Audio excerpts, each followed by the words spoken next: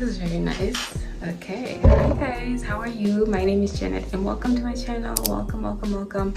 Today we'll be doing a book haul, and yeah, so I'll be going through a variety of books that I've been going through and what I'm currently reading at the moment. So I actually read like 1, 2, 3, 4, 5, 6, 7, 8 books. 9 was the one that is not here. So far 9 books that I actually bought, but there's one that I didn't complete, that I didn't finish reading, but like there's just like a few pages that I was supposed to read. Along the way of the book, I just felt so uninterested. I was like, no, I'm not going to read it because it seems a bit boring. So yeah, I feel like applying my lip gloss. Hold on. I feel like reapplying this lip gloss. It's a very nice lipstick or lip gloss lipstick. It's Revlon, Color Stay, Satin Pink, Satin Ink, sorry. Yeah, this is the one. Let's start with this one. So I read this one, Women Don't Owe You Pretty. This book is actually, I say it's a 10 out of 10, and I don't remember what was written in it, but it just gave me that perspective that women really don't owe men specifically. Like, I feel like this is very much directed to men and women alike, because in this world we have this situation whereby, or rather we have a standard of beauty, and it seems like women are just expected to look, you know, perfect. You can look presentable, right? But there's this expectation, especially from men, for women to be perfect. They want, or some men want women to be perfect. Nice body, nice face, nice everything, smart, whatever, all those things. But like, when women ask men to do the same, you know, have their situation all sorted out, you know, financially stable and all those things, then there's a lot of arguing. There's a lot of like, yeah, you cannot ask for this and all those things. But as soon as women say, okay, we take a stand, we say no, these standards that a lot of men or the world are setting, it's too unrealistic. There are women with health conditions. There are some women who were having eating disorders that were trying to keep up with these beauty standards, and they have had like further circumstances that, or they had circumstances change their whole life. So because of their eating disorders and stuff like that, trying to keep up with the beauty standards of the world.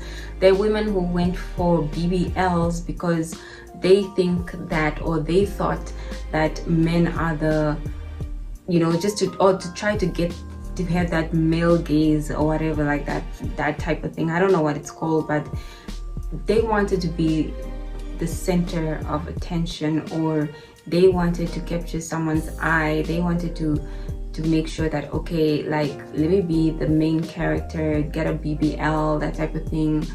I know there's some women out there who get BBLs just, I don't know that personally, but I know that there are women who actually get BBLs specifically, you know, because they know that, okay, you know, I'm feeling myself, I have the money, let me get a BBL, that type of thing. But you know, there's a lot of people who have died because of these unrealistic beauty standards coming from society, especially like within Miami. There are a lot of women who have BBLs, and I really don't understand why people don't just accept people for who they are. Just saying that, you know, you have a perfect body, you don't necessarily have to go for, you know, under surgery.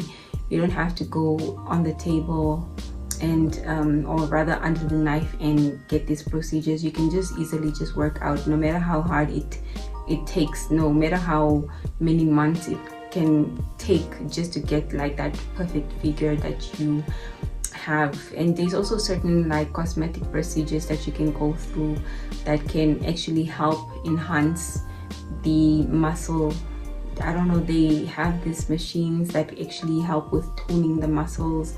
It's like a mini workout if you it's very lazy, like such as myself, to actually work out for consecutive hours. Then you can actually go through those procedures, and it's a bit like painful, but it's really, there's no incisions, there's nothing like that that you have to go through. There's no injections or whatever like that. Like, I feel like women should take the easy way out sometimes, not going under the knife, just either working out and loving yourself, read books like this. And yeah, I mean, it's really hard to be a woman these days, to be honest. There's that whole beauty standards, and a lot of men who think they're better than women, who think they're better than you, they might try to ruin your day just by saying 2 words: you're ugly or you're fat, you see, or 3 words. But honestly, it's really not worth listening to them. Just focus on yourself, pray, and yeah, have that self-love, accept who you are, and by accepting, I think that if you see you've like tried your hardest to change, you saw that like your imperfections cannot be changed, it can only maybe be changed because like going under surgery. And I feel like if you have to now go under surgery, I think it's not worth it. So yeah, anyways, yeah, read this book, and I honestly just give this a 10 out of 10. It was very nice. There's some things I don't agree with, but I think it was a good book to read. It's just maybe 100 and something pages to read. Actually 89 pages to read, and it's very short, very sweet. So the next book is actually, it has a movie out. It's by Angela Makolwa, yeah, The 30th Candle. And the movie was actually quite disappointing. It's not the way I would expect it. So yeah, it's basically, how many friends are there? There are like 4 friends, a group of friends, and turns out one of the friend is having an affair with her friend. I forgot their names, but there's Linda, and who else? Okay, so there's Linda, Dikaledi, Nolwazi, and Sade rather. So I think Sade has a husband who is very church-like, and Nolwazi is, I think she's a fashion designer, if I'm not mistaken. Yeah, she's a fashion designer, and she's having an affair with Dikaledi. She's having an affair with Dikaledi's man. Dikaledi is a teacher, I think at the high school or at the college, sorry. And Linda, she's she writes articles, I think, or she's a journalist. She's very smart, but she's not somebody who wants to get tied down by a man, because her father was not in her life. Like, her father left her mom to be with a French woman, so she has this really unsettling relationship with men, so she doesn't really stay in a relationship with men. So yeah, but it's understandable also, because like after that you would not see men in a good light. But yeah, this is actually a very good book. I think you should read it. Spoiler alert, Linda was actually doing an investigation. So basically, there's a man, apparently a serial killer, who's going out there killing women, prostitutes rather. And so she was trying to find out that, like, who is this person, like, who killed one of the ladies. And most of the ladies didn't want to talk because they were afraid. So she did some whole investigation. She hired a few guys, or she collaborated with a few detectives and police officers to, do this whole documentary type of thing. And a spoiler alert, it turns out that the serial killer, or the guy who killed one of the prostitutes, is Sade's husband. And turns out that Sade's husband, the psycho church guy, was a sexaholic. He was acting like Sade was an unworthy or unclean, that type of thing. He made her feel dirty, but really she left her college days back, behind her, and she repented for her sins. And honestly, I feel like a lot of church people shouldn't do such things. If you're a church goer, do not make someone to work for God's love. God has unconditional love, and he loves people. He says, come as you are, and he will wash away a person's sins. So I feel like a lot of people tend to make it seem like whoever has done things in the past, of course, like the unthinkable stuff that has been happening, but we're not to judge. We should just accept that God really accepts them for who they are and is ready to wash all their sins away, that type of thing. So of course there are things that like and stuff like that, like those are things that, like, it's like people have to go to prison for that. You cannot just be like, I'm washing away my sins. Of course, yes, you are forgiven, but there are people who are really, they're shocked by the things that you did. It's unspeakable, unthinkable, like that type of thing. You just have to do the time. Of course, during that time you can work. You can obviously do some you can do some self-reflection, and you can obviously get closer to God, and you have to forgive yourself as well. But also at the same time, you have to make sure that you don't have those triggers happen again, like that thing that caused you to do those unspeakable things. Like, you have to make sure that you reflect so you don't do it again. But anyways, it was such a good book. I was very, very excited about the book, but when I watched the movie, I was like, what the actual heck? I didn't like it. So yeah, the movie, I can say it was a 3 out of 10.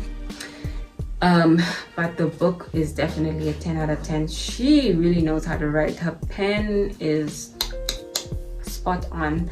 I'll check what other books she has. Angela Makolwa, she's a really good, she has a good hand. She is so creative. So yeah, she is someone to watch out.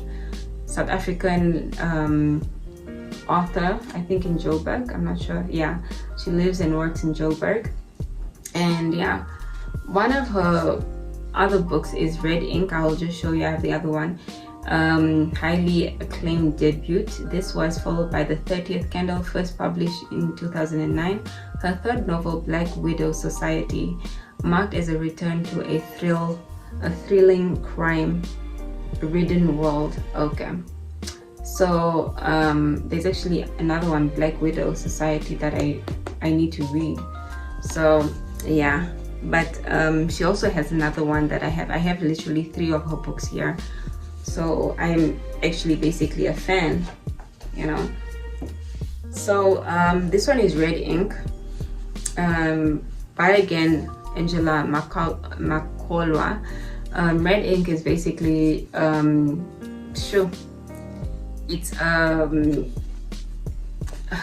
okay, let me just read. It's Lucy Kambule. Young, beautiful, ambitious, receives an unexpected call from Napoleon. So Napoleon is actually a twin. He and his brother, they're serial killers, and she's a journalist or ex-journalist, and she was trying to write I think a book about what happened or what he was going through, or all those things. She was trying to tap into his mind, and he actually has this enticing, or he's, I don't know, infatuated by her, and he was trying his best to get to her. And by get, I think he really wanted to rape her, and also I guess he wanted to kill her as well. So spoiler alert. So Napoleon and his brother or his twin brother is actually gay. His twin brother is the one who was the one doing all the killing, and he was not really like acting in, but he was taking part of it. He was taking part, if I remember, but his brother was really the one who was like, he had a hatred towards women, and he would literally just be killing like any woman like in the streets. If she was dressed up and stuff like that, he would think that she's a, you know, that type of thing. So he had that disrespect towards women, and he had a relationship with one guy who was dating Lucy's friend, and Lucy's friend was thinking like, okay, you know, she was thinking the guy she was dating is, you know, straight, and because of his wealth, she was like, oh, okay, like, you know, he's really well sorted out. I don't remember if the friend was actually killed. I'm not sure, I forgot about that, but I think the friend was actually, I think she was murdered. And also Lucy's no, I don't think she was, but Lucy's boyfriend was, yeah, definitely, he was murdered by either Napoleon or the brother. So yeah, that happened. So I don't know, you have to read the whole book. It's very nice, like the suspense is real. This is a very excellent book. So guys, get your book. I bought this one. Where did I put it? I bought this one where? I think I bought this one in Swakopmund. I bought this one in Swakopmund at the bookshop. And the 30th candle, I bought it actually at Exclusive Books. So yeah. This one I bought it. Where did I buy it? I bought it in South Africa. This one. Yeah. Okay. So yeah, this book, I give it a 10 out of 10. Most of the books that I will be reviewing, I think they will be 10 out of 10. Oh my goodness, this one. This one I got it from my boyfriend. He gave it to me, and this is Say You're One of Them by Uwe Akpan. Hey. Uwem Akpan, I think. Yeah, there's a very beautiful book. Unfortunately, I don't know what I did, but for some strange reason it just unraveled itself, or just started to shed. But this is a very good book. It's basically talking about human trafficking, or child trafficking. Literally talks about child trafficking. It talks about the whole thing that happened in Rwanda. It talks about basically the children. It talks about like what the children have been going through, and you know, during those time periods. It's basically talking about the child's perspective when these type of things happen. So one is fattening for Gabon, something, and then one is what? Say one of them what? Never mind. So one, they're like, how many stories? 1, 2, 3, 4, 5 stories in different countries in Africa. So one is in Kenya, Benin, Ethiopia, Nigeria, Rwanda. So these 5 stories are happening in different parts of Africa. So in Kenya, an Xmas feast. I forgot what happened in this one. I think when I was reading, I was a bit like, I wasn't really focusing. I was a bit like maybe bored of it. I was just like, what is happening? I don't get it. So when I started reading Fattening for Gabon, I was like, what is happening? What is happening? So Fattening for Gabon, it's basically, it happens in Nigeria, and children are actually taken in by their uncle, because I think their parents actually, I don't know if they died of HIV or something like that, I'm not sure. So they were not feeling well. So now the uncle takes them in, but actually his main goal was basically just to trade them, like for human trafficking. So now there were people from, I don't know from which country or whatever like that, and they had a bunch of children that they were actually going to put inside a container and ship them to Gabon. So basically the uncle was trying to train them, you know, by doing some very strange things. I'm not gonna mention them, but it traumatized the kids. And who escaped? The one who escaped was there were two children, the brother and the sister, right? So the brother, he was older than the sister, so when the uncle was doing this funny things, he was like, no, you know, he refused. He was like wondering, why is my favorite uncle doing this type of things? So then the uncle would be saying, I'm just joking, you know, those type of things. And mind you, like, it's his closest, like they were very close. So it doesn't make any sense, like, for the uncle to do this type of things. You have to read it, because I really cannot share this detailed stuff on YouTube, and I'm just going to like filter it. You have to read it, and I'll have to filter it as much as possible. I feel like this story is very sensitive, man. But at the end of the day, what happened was that the sister didn't make it. It's the brother. I think the sister was like refusing to leave when the brother was saying, let us go, we have to go, because they were supposed to actually escape, but they didn't manage to escape at first, because there were a lot of people who were actually trying to holding them captive, feeding them, and like just holding them in a small space. It was in their house, I think, in Nigeria. And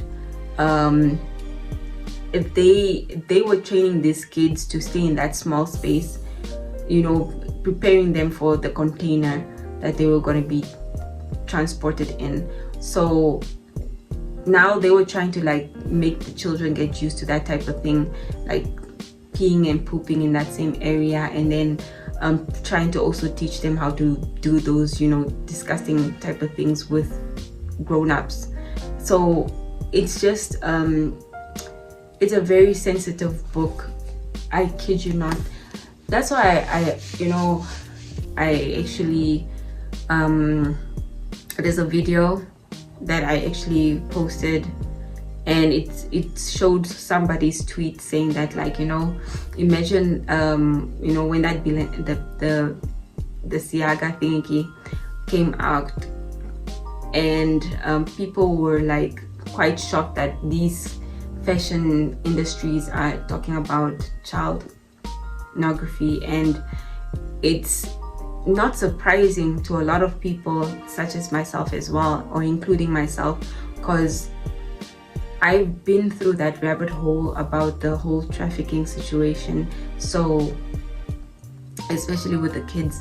So, and for some strange reason, when it comes to children, like, people are so, it's like they're nonchalant about it. And imagine how many people are still buying that fashion industry's clothes. They're still supporting it despite realizing or knowing that, oh, these people are actually, you know, doing these things to kids, and they think it's okay to do things to kids. So how is it that H&M type of thing and putting it and associating it with kids is okay? It's not.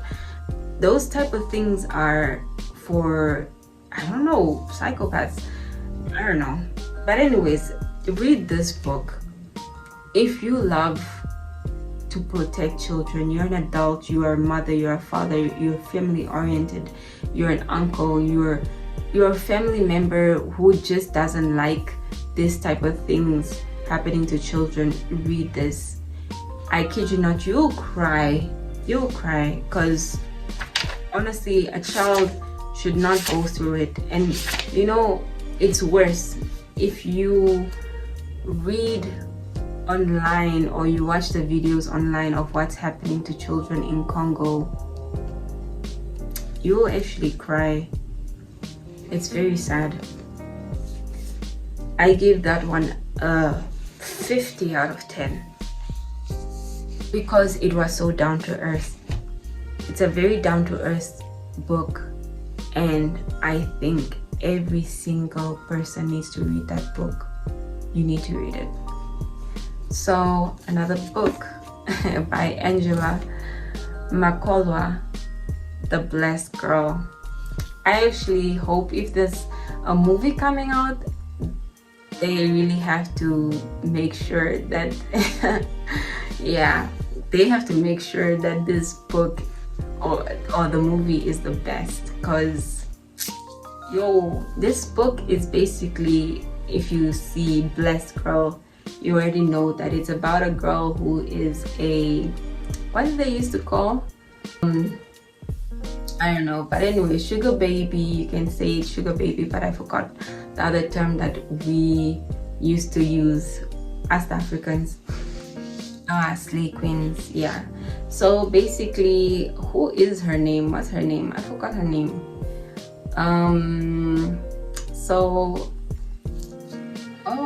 Bontle. So Bontle, she's Bontle actually.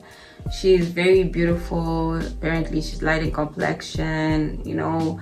Basically she is the I guess the beauty standard, or like she's the male gaze. She has booty, flat stomach, that type of thing. So she would use her beauty just to get everything, you know, pretty privileged. She had it all. So she basically used that to get what she wants. She would actually be with married men, basically the home wrecker, and also she was somebody who would just get her way. She's definitely not a girl's girl. But I like this book because, spoiler alert, it actually shows the consequences of the actions. Homewrecker, she basically, at the end of the day, who was she with? She was with somebody. She got involved with somebody, and this person gave her HIV, and she unknowingly gave it to one married guy, and I think that married man gave it to his wife. The wife was angry, and she basically like told the husband that she got tested and all those things, and she wants a divorce and all those things. And the husband went to Bontle and said, you know, what did you do to me, all those things. Like, he was so frustrated, you know, he lost his wife and now his health is gone. And I kid you not, when it comes to health is wealth. Health is wealth, to be honest, because if somebody is playing with your life like that, so she's the most crazy, stupid girl I've ever seen in my entire life. This book is actually a very good book. Like, you get frustrated when you read it. You're just like, this girl, she's so stupid. Like, why would you do that? You know, that type of thing. Like, you would insult her so many times, but you would also understand that, like, okay, fine, it's a character, but like, you understand that the desperation, she would actually be the reason why she would be doing all these things. But then you would be wondering, why didn't she educate herself?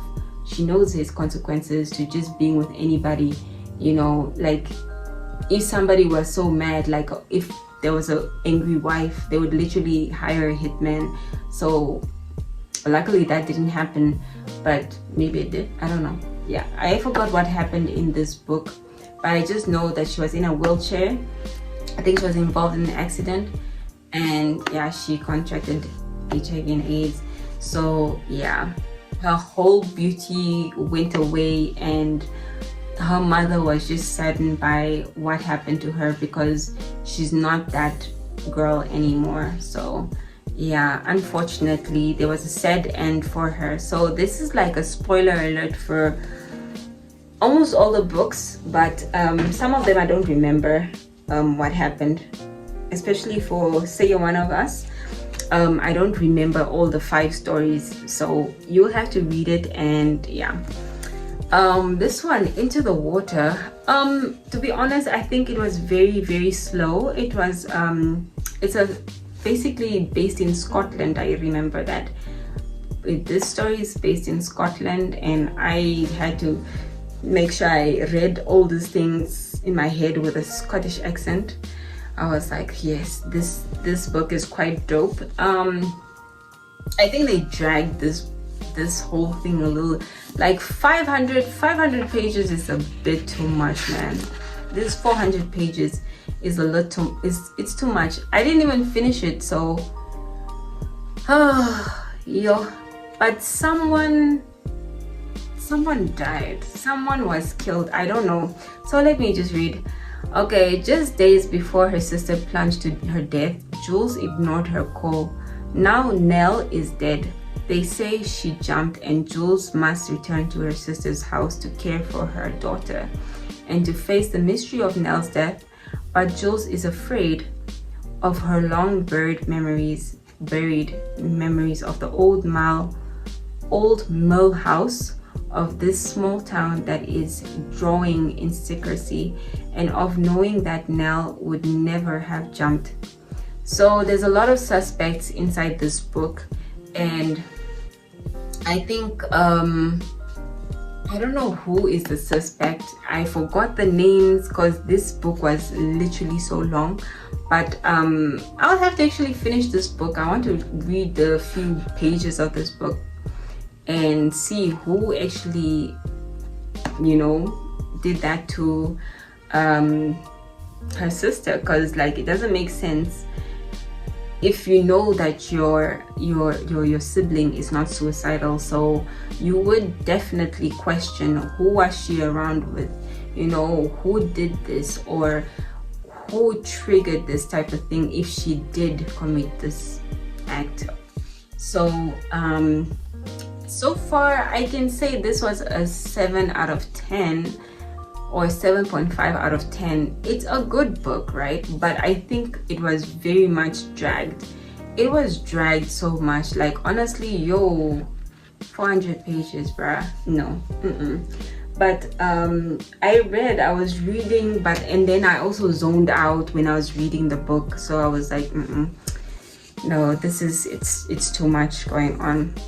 Okay, this is Danielle Steele. I won't lie, this is like the first Danielle Steele that I've bought in my entire life, and I think this was a very, very good book, The Wedding Dress. And I love romance, honestly. I love romance. I love a nice good chick flick or a nice romantic fantasy type of situation, or I love beautiful possibilities in love and romance, and that's this type of thing.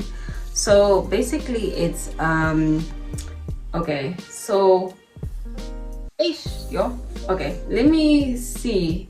So who is this? It's about a wedding dress that was sent on from, I guess, like from mother to child, and then from the child onto her lineage. So who are the main characters in here? The Deverex family. So the Deverex family were basically, I don't know if I'm reading it correctly, but they were a wealthy family, and they basically, like, they had a lot, in their life. They had like wealth, and yeah, they were very rich. And I think something happened, but anyways, okay, fine. They were rich, and the lady, I forgot what her name is, Eleanor. Yeah, Eleanor got married to Alexander, who was a banker, and they got married, had their daughter, but things were not as sunlight and sunshines, that type of thing. It wasn't as sunny as you think it was. It was basically just like she got married in a wedding dress. Something happened, like this was when the inflation, yeah, something happened, like a lot of people got bankrupt and they ended up being poor, so they had to like salvage like the valuable things. They had to sell most of their valuable things and to get like some money and all those things. They got like bankrupt and all those things. So this really took a toll on Alexander, her husband, because he was wealthy, he had it all, and suddenly it just came crashing down overnight. So I think he had a bit of a midlife crisis, whereby he just decided, okay, he will go into the military. And he went into the military. That time his wife Eleanor was having her daughter, or their daughter, I forgot the daughter's name. Before the training was there, before the training or after the training, he went to war. So before the war, he actually was in training, and he was just doing some light work there. And when he came back to visit her, she saw that, oh, he looks good and all those things. He looked great. So he went back again. He was called back by the military, and they told him to go to the forefront or whatever. And when he went there, he actually, like when he was in the war, he actually lost his legs. He was paralyzed. So she had to now look for her husband, because like a lot of the people were like brought back in a ship, and she had to look for her husband. So like those were hard times for her, because she had to now take care of her husband and all those things. And she was heartbroken, like as a woman, like you're just like, you're a mom, you're at home alone with your daughter, and you don't know where your husband is. You don't know if he's going to survive or if he's going to come back, that type of thing. So she was very like agitated, or rather anxious, about the whole situation. So when she found out that her husband was paralyzed, she was still like, she was grateful that her husband survived, but she was very saddened the fact that he went to the war. She didn't want that to happen for him, and she didn't think it was necessary for him to go, because there's nothing to prove. Like what is there to prove? And I think he just felt like he had to give back to society, that type of thing, because he lost everything. So I feel like he probably wanted to make a name for himself, but really he didn't need to. All that was not necessary. He didn't have to do that. He just had to be with his wife and raise the child. That's what I think was supposed to happen, because every child wants their father in their life. So it just doesn't make sense for him to go to war and then come back paralyzed. It just doesn't make sense. But along the way, they raised their child together. They're getting used to all that, and the husband is quite, it took getting used to for him to actually like get around, get with the lingo, like managing without legs and stuff like that. So at the end of the day, he did manage. Him and his wife raised his daughter, and his daughter, the timeline actually changes, because those were in the 1980s or something like that. I don't know, it's like, I'm not sure the timeline, but it was during the time of the inflation. Then it goes to the 1990, those type of thing, or 1980s, I don't know, the 80s. And those times are when music, rock, and all those things, hippies and all those things come out. All those quite cool things come out. And this was a time when their daughter got influenced by people, and she was dating a guy who's a rock star, and this guy was literally introducing her to drugs and all those things. And she basically was like infatuated, or she was like enticed by those type of things. She was like, oh, I like this type of life. And she is unfortunate that she got wrapped up in that type of life, because lied as well. It was a lie, because he was saying that she is going to be a star and that type of thing. But I feel like it was just a scam. But yeah, at the end of the day, she got pregnant. She died of an overdose, and Eleanor and Alexander raised their child, and she was such a beautiful child, and very smart. She was not like the mom. She made sure to, you know, focus on her work and all those things. Of course, the grandparents told her about the mom and how she passed away and all those things. And she was very self-aware of like, okay, I should pick a different route. I should stay focused on my school, and I should make sure that I, you know, don't get wrapped up in this type of life. So she made sure that she is the top. She's at the top of her game. She meets a guy who's very smart as her, like, or even smarter, I don't know, and they date. And when they date, he decides he wants to get married, and yeah, they actually get married. And like the grandparents liked him, like he was such a good guy, because like they saw that like, okay, he really loves her and all those things. And before he actually became a millionaire, like he was telling Eleanor, I mean not Eleanor, like he was telling the child, I don't know what her name is, I forgot, but he was saying that like, I have this project and I think it's going to make a lot of money, get married to me, blah blah blah, I'll take care of you and all those things. And yeah, like they got married, and unfortunately along the lines he got so enticed or infatuated by the lifestyle. Like he got a little too cocky, because he saw that, okay, I have a lot of money, I can get who I want, and you know, I can do what I want. So he got really disrespectful to his wife. He cheated on her and cheated in front of her, and a lot of people knew that he was cheating on her. And like, he cheated on her while she was pregnant, and it was so disrespectful. So yeah, I really forgot what happened, but I know that they had a divorce. And oh yes, the daughter, because they actually had a daughter, the daughter like felt that was very disrespectful. She called out on his BS, and she said she doesn't like that what he's doing to her mom. And she wanted the mom to break up with him, because they would always get back together, break up, get back together, that type of thing.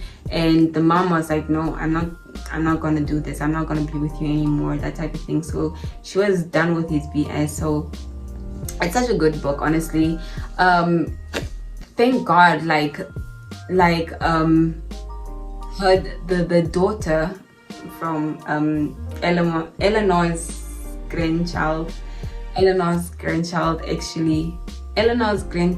daughter, or great granddaughter, actually was the one with the wedding dress. She had a nice happily ever after. I like that.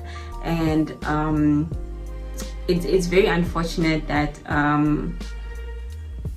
there was a bit of a gap for that happily ever after, because like Eleanor was the one who had a nice wedding. She had a partner, despite the partner going to war and all those things. Like they really, it was a happy ending, actually, to be honest. And also the great, like Eleanor's great granddaughter, actually after the divorce, the separation, she actually got with somebody else.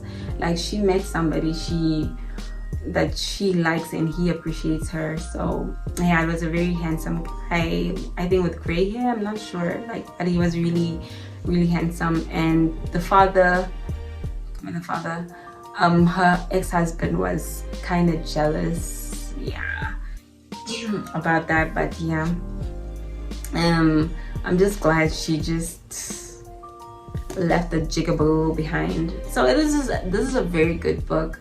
I think I read this in 2 days or 3 days. I was just like, this book, like I couldn't let it down, because I was amazed at the drama. I was like, what?